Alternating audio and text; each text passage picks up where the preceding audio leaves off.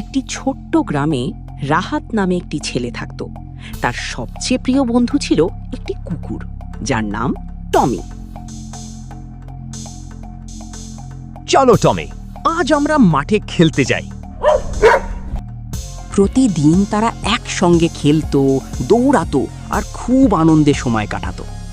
রাহাত বলল, তুমি আমার সবচেয়ে ভালো বন্ধু টমি।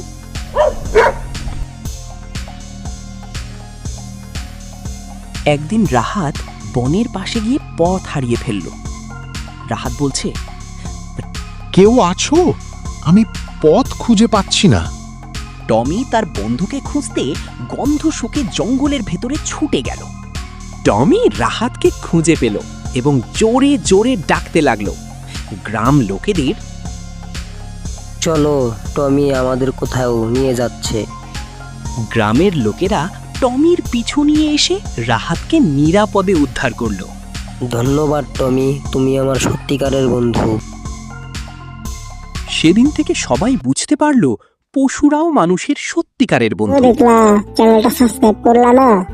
চ্যানেলটা সাবস্ক্রাইব করো, আরো মজার মজার ভিডিও আসতেছে, তাড়াতাড়ি চ্যানেলটা সাবস্ক্রাইব করো।